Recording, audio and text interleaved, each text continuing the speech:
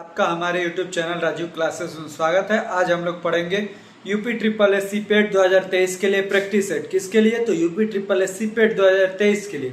किसका practice set? तो math plus graph दोनों को आज हम प्रैक्टिस सेट में सॉल्व करेंगे। Daily by daily practice set हमारी आती रहती है। आपको चैनल पे हमारे सुबह में 10 बजे आपको मिल जाएगा प्रैक्टिस सेट। हम लोग प्रैक्टिस सेट में क्या क्या सॉल्व करते हैं? तो 5 मैथ के क्वेश्चन और 2 ग्राफ से related 10 question, total 15 question, total 15 question solve करते हैं। ये प्रैक्टिस सेट नंबर कौन सा है? तो ये प्रैक्टिस सेट हमारा 26 है। इससे पहले हमने 25 प्रैक्टिस सेट को सॉल्व कर चुके हैं। आज हम लोग सॉल्व करेंगे अपने प्रैक्टिस सेट 26 को। अब हम चलते हैं अपने प्रश्नों पे। उससे पहले यदि आपने चैनल को सब्सक्राइब नहीं किया है तो चैनल को सब्सक्राइब कीजिए, वीडियो को लाइक कीजिए और अपने दोस्तों को भी शेयर कीजिए। चलिए हम चलते हैं आप अपने प्रश्नों पे। आइए देखते हैं अपने प्रश्नों को। आइए अब हम देखते हैं अपने पहले प्रश्न को। क्या है हमारा पहला प्रश्न? तो कड़ी में 7 प्लस कड़ी में 5 बटा कड़ी में 7 माइनस कड़ी 5 का मान ज्ञात कीजिए। 4 विकल्प है। पहला ऑप्शन 1, दूसरा है 2, तीसरा है 6 प्लस कड़ी 35, चौथा है 6 माइनस कड़ी 35। तो ऐसे सवालों को कैसे सॉल्व किया जाता है? हमने अपने पिछले प्रैक्टिस सेट में ऐसे क्वेश्चन को सॉल्व किया था। आइए देखते हैं कैसे इसको सॉल्व करना है। कड़ी में 7 प्लस कड़ी में 5 बटे में कड़ी में 7 माइनस कड़ी में 5। क्या करना है? हर का परमेयीकरण। तो परमेयीकरण में क्या होता है? हर के चिन्ह को बदल के ऊपर नीचे गुणा कर दिया जाता है। हर के चिन्ह को बदल के ऊपर नीचे गुणा। अब a प्लस बी क्या हो गया? a प्लस बी का whole square, a plus B का होल स्क्वायर, नीचे में a square minus B square. कड़ी 7 का स्क्वायर माइनस में कड़ी 5 का स्क्वायर। इधर क्या हो जाएगा? a स्क्वायर मतलब 7, b स्क्वायर मतलब 5, 2ab मतलब 2 कड़ी में 35। नीचे में 7 का स्क्वायर 7, 5 का स्क्वायर 5, 7 में से 5 गया 2। अब देखिए 7 5 12 प्लस 2 कड़ी में 35 बटे में 2। दोनों में से 2 कॉमन लीजिए और 2 से 2 कैंसिल। क्या बचा? 6 प्लस कड़ी में 35।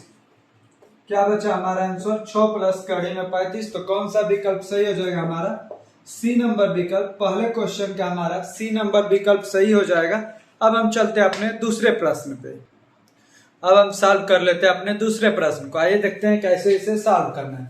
क्या है? 3 का डी एक्स माइनस 5 का डी वाई में से 2 का डी एक्स प्लस 3 का डी वाई घटाने पर क्या प्राप्त होगा? पहला ऑप्शन है 8 का डी वाई माइनस एक्स, दूसरा है का डी एक्स माइनस 8 का डी वाई, तीसरा है माइनस का डी एक्स माइनस 8 का डी वाई, चौथा है का डी एक्स प्लस 8 का डी वाई। तो आइए इसे हम सॉल्व करते हैं। इसमें से इसको घटाते हैं, क्या मिलेगा देख लेते हैं। देखिए कड़ी में 3x माइनस 5 कड़ी में y क्या घटाना है? तो माइनस 2 कड़ी में x प्लस 3 कड़ी में y।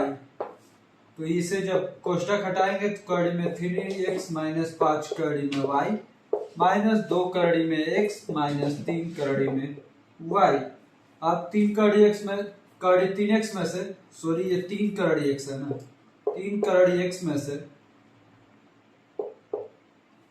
हाँ 3 कड़ी x में से 2 कड़ी x जाएगा तो कड़ी में x माइनस 5 कड़ी y और माइनस 3 कड़ी y कितना हो जाएगा? तो माइनस 8 कड़ी में y।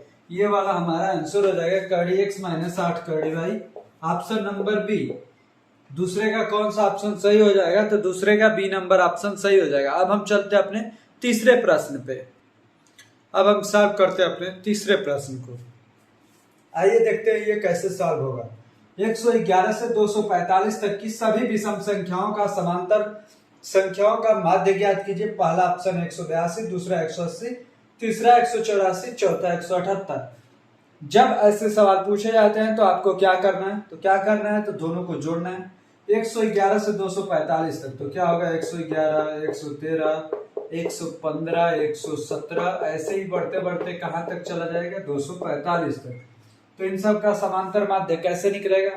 तो इसको और इसको जोड़ के 2 से भागा दे देंगे, आ जाएगा 111 प्लस 245 बटे में 2 कर देंगे, आपका आंसर आ जाएगा 5 1 6, 4 1 5, 2 1 3, 356 बटा में 2, 356 बटा में 2, 2 से 356 में भागा देंगे, 2 एकम 2, 2 7 14, 2 8 16। कितना आया? 178 आया। तो कौन सा ऑप्शन सही हो जाएगा? तीसरे का डी नंबर ऑप्शन। तीसरे का कौन सा ऑप्शन सही हो जाएगा? D number option. इस प्रकार से हमने अपने तीसरे सवाल को भी कंप्लीट रूप से सॉल्व कर लिया। अब हम चलते अपने चौथे प्रश्न पे। अब हम सॉल्व करते हैं अपने चौथे प्रश्न को। आइए देखते हैं कैसे इसे सॉल्व किया जाएगा। यदि प्याज की कीमत 10% कम हो जाए तो गृहिणी द्वारा इसका उपभोग कितना प्रतिशत अधिक किया जाए ताकि इस मद पर व्यय कम ना हो? यह कैसा सवाल है? तो प्रतिशत वृद्धि वाला सवाल है। आइए इसे देखते हैं कैसे। प्रतिशत कमी वाला सवाल है। 10% कीमत में कमी हो रही है ना। 10% का मतलब क्या होता है? 1/10। 1/10 मतलब 10 था तो कम होकर कितना हो गया? 9। अब खर्च उतना ही रखना है तो क्या करना पड़ेगा? फिर इस 9 को 10 करना पड़ेगा। तो कितना बढ़ाना पड़ेगा? 1। कितने पे? तो 9 पे। 1/9 गुणे में 100 मतलब 100/9।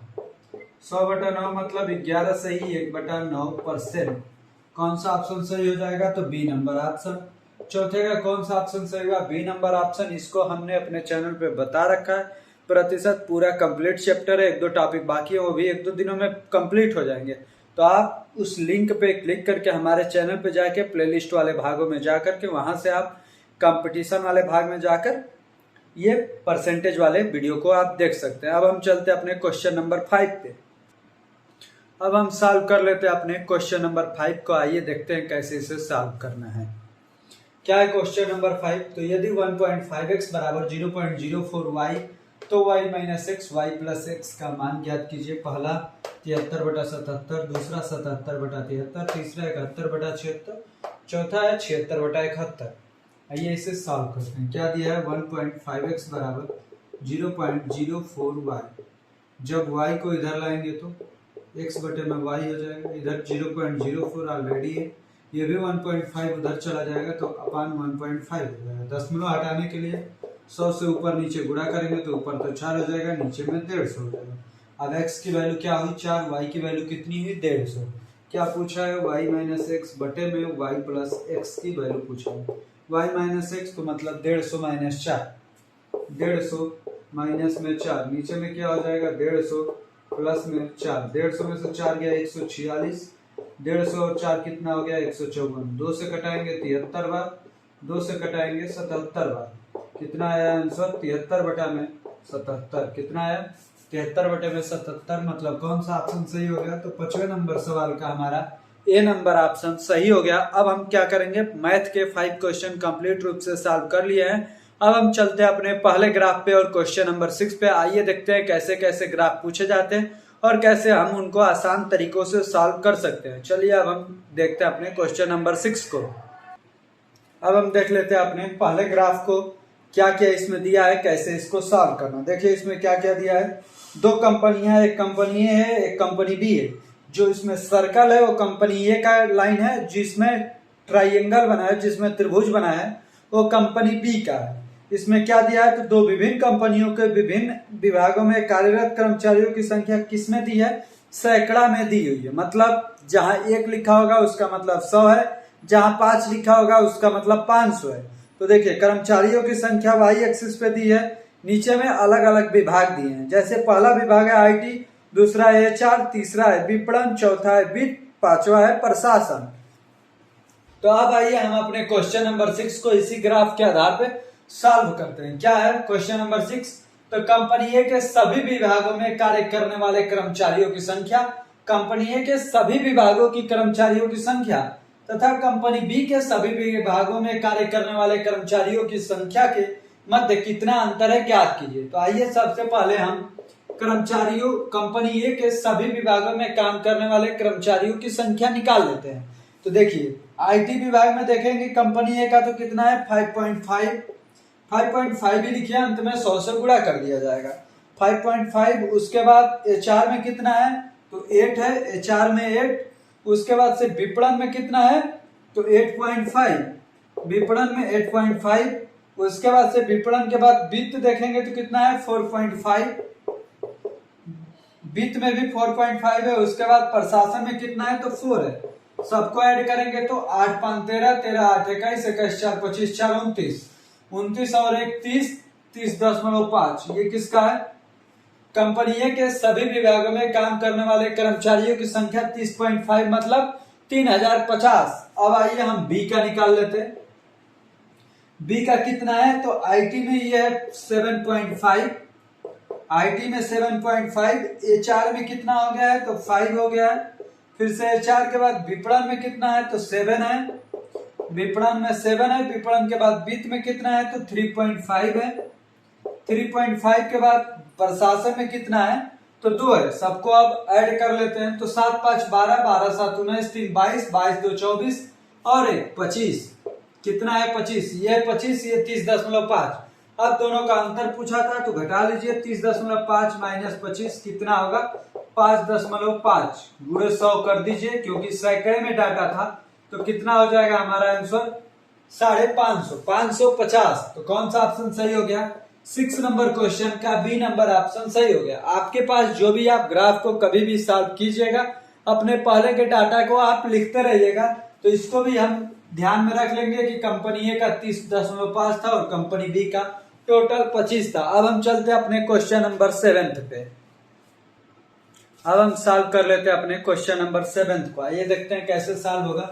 क्या दिया है, यदि कंपनी बी के आईटी विभाग में कार्यरत कर्मचारियों की संख्या में 20% वृद्धि हो जाए, तो आइए वृद्धि करते हैं। बी के आईटी विभाग में कितने कर्मचारी हैं, तो 7.5। 7.5 का मतलब कितना, 750।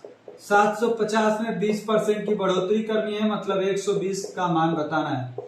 20 से यह 6 बार, 20 से यह 5 बार, 5 से ये 150 बार। 150 गुणे 6 कितना हो जाएगा, 900।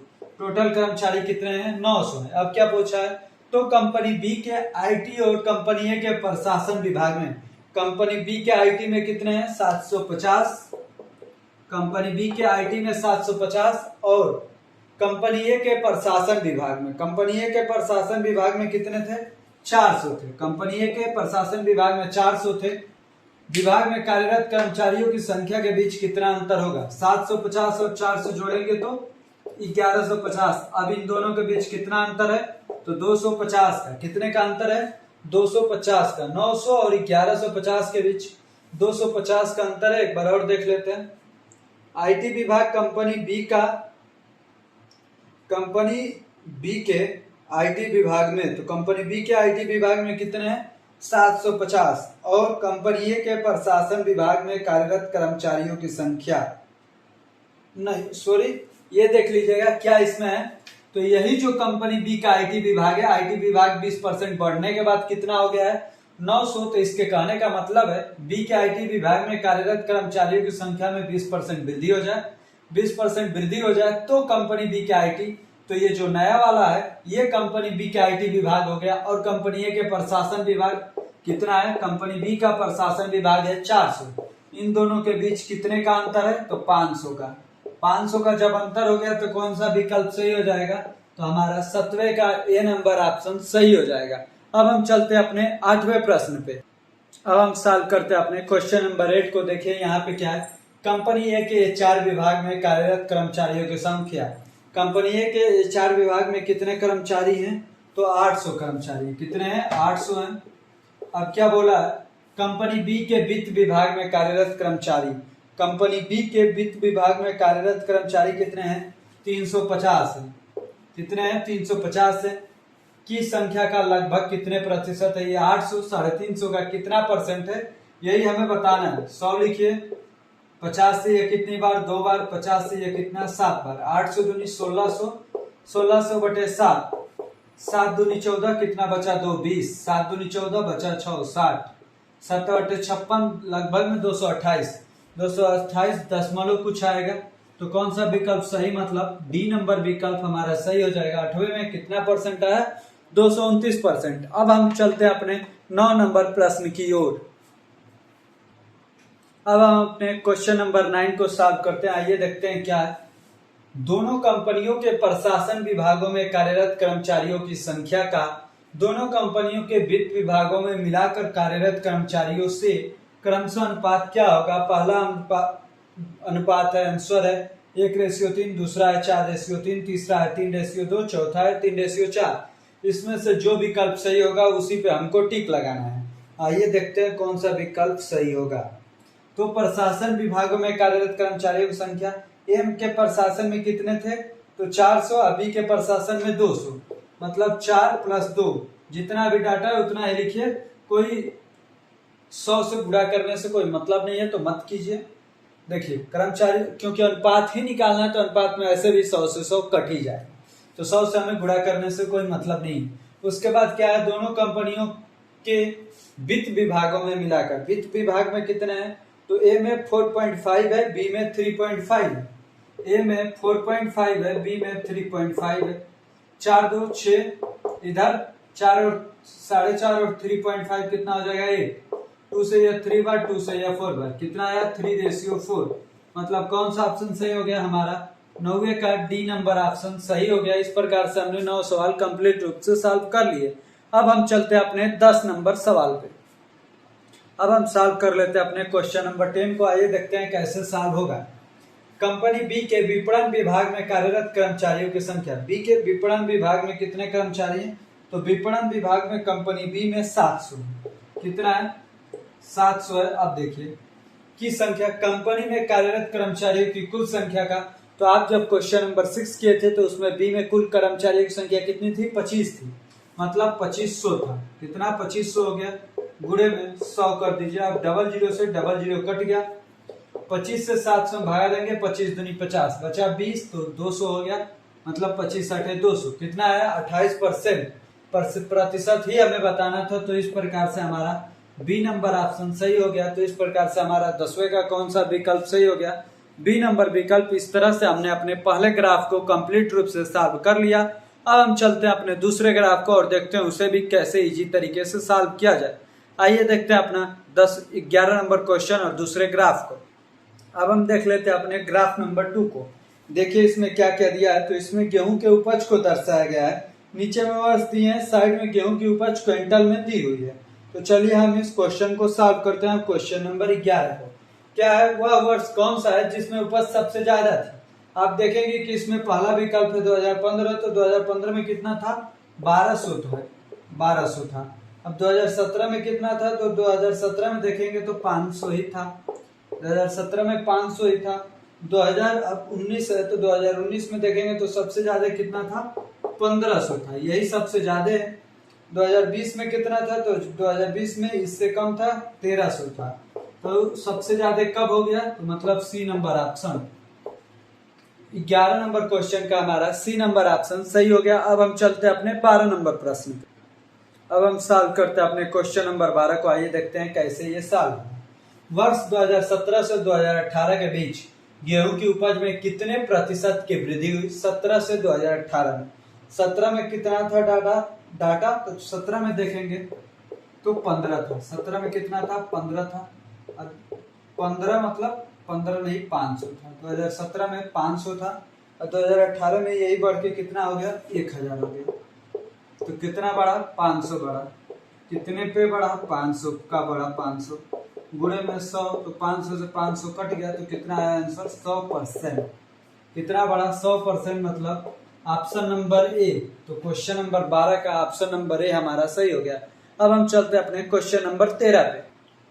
अब हम सॉल्व कर लेते हैं अपने क्वेश्चन नंबर 13 को। आइए देखते हैं ये कैसे सॉल्व होगा। वह वर्ष कौन सा है जिसमें उपज में पिछले साल की तुलना में 13 से 1/3% की कमी हो गई। दिया है 2016-17, 16-17 मतलब 16 से 17 में कमी तो हुई है, लेकिन कितने की कमी हुई है, तो 600 से कितना हो गया है 500। 16-17 मतलब 600 से कितना हो गया है 500, तो कितने की कमी हुई 100 की कमी हुई। तो 100 बटा में 600 गुणे में 100 करेंगे तो क्या हो जाएगा, 00 से 00 कट गया, 100/6 का मतलब 16 सही 2/3%। तो मतलब ये वाला ऑप्शन गलत हो गया, ये वाला ऑप्शन आपका गलत हो गया। तो ए नंबर ऑप्शन हो नहीं सकता। तो अब चलते हैं हम अपने बी नंबर ऑप्शन पे। 2015-16 दिया है, तो 2015-16 में देखेंगे तो 15 से 16 में 1200 से एक ही बार 600 आ गया, मतलब यहाँ पर लगभग में 50% की कमी हो गई, तो ये भी ऑप्शन नहीं सही होगा। 2019-20, तो 19-20 का देखेंगे तो 1500 से घट के कितना हुआ था 1300 हुआ था। 1500 से घट के 1300 हो गया था, मतलब कितना घटा था 200। कितने पे घटा था 1500 पे, गुणे में 100, 00 से 00 कट गया, 5 से 3 बार, 5 से 40 बार, 40/3, 40/3 का मतलब ये होता है 13/1/3। यही बोला था 13/1/3% की कमी हो जाए मतलब कौन सा ऑप्शन सही, तो ऑप्शन नंबर सी हमारा सही हो गया, 13 का ऑप्शन नंबर सी। आपको ऑप्शन से भी कोई कोई सवाल कर लेना चाहिए, इसमें ऑप्शन से किए तो 3 विकल्पों में हो गया, ऐसे इसमें करते तो हर एक का डाटा निकालते, 1 बार 2 बार 3 4 4 5 बार निकालने पड़ते तब जाके हमें मिलते। तो इससे बढ़िया ऑप्शन से कीजिए, जल्दी सॉल्व हो जाएगा। अब हम चलते हैं अपने क्वेश्चन नंबर 14 पे। अब हम सॉल्व करते हैं अपने क्वेश्चन नंबर 14 को। आइए देखते हैं क्या है। वर्ष 2015 से 2018 तक कुल उपज कितनी थी क्विंटलों में, 3000, 3100, 3200, 3300। तो आइए सॉल्व करते हैं। सबसे पहले हम सन लिख लेते हैं 2015, 2016, 2017, 2018। उसके बाद से लिख लेते हैं और उसे जोड़ लेंगे। देखिए 2015 में देखेंगे तो कितना था, 1200 था, ये हो गया 1200। 2016 में कितना हो गया था, तो 600। 2017 में 500, 2017 में 500। 2018 में कितना था, तो 1000। 2018 में 1000। अब जोड़ लीजिए, 12 6 18 5 23 10, 23 10 33। तो 3300 मतलब कितना कुंटल, 3300 कुंटल, मतलब ऑप्शन नंबर डी। तो 14 नंबर प्रश्न का कौन सा ऑप्शन सही हो गया, डी नंबर ऑप्शन सही हो गया। अब हम चलते हैं अपने प्रश्न संख्या 15 पे। अब हम सॉल्व करते हैं अपने क्वेश्चन नंबर 15 को। आइए देखते हैं क्या है ये। वर्ष 2015 तथा 2019 का कुल उत्पादन कितना था, दोनों के उत्पादनों को मिला के कुल उत्पादन मतलब जोड़ देना। 2015 में डाटा कितना था, तो 2015 में देखेंगे तो 1200 था, 1200 था। 2019 में देखेंगे तो ये डाटा हो गया 1500। तो 1200 और 1500 जोड़ेंगे तो कितना आएगा, 2700। 2700 मतलब कौन सा ऑप्शन सही हो गया। तो इस प्रकार हमारा 15 नंबर क्वेश्चन का बी नंबर ऑप्शन सही हो गया। तो आप आज हम लोगों ने अपने प्रैक्टिस सेट में कंप्लीट क्वेश्चन 15 क्वेश्चन हल कर चुके हैं। इस प्रकार से हमारा लेक्चर यहीं पे पॉज होता है, क्योंकि हम जितने क्वेश्चन सॉल्व करते हैं उतने क्वेश्चन सॉल्व कर लिए हैं। यदि आपको पूरी प्लेलिस्ट देखनी हो तो आप डिस्क्रिप्शन बॉक्स में दिए गए लिंक पर क्लिक कीजिए और आप UPSSC पेट के प्रैक्टिस सेटों को 26 प्रैक्टिस सेटों को अभी तक हमारे चैनल पे पढ़ाया गया, आप सभी को एक बार में देख सकते हैं। आपको अंत तक बने रहने के लिए बहुत बहुत धन्यवाद। यदि अभी तक आपने चैनल को सब्सक्राइब नहीं किया है तो चैनल को सब्सक्राइब कीजिए, वीडियो को लाइक कीजिए और अपने दोस्तों को भी शेयर कीजिए। एक बार और आपको बहुत बहुत धन्यवाद।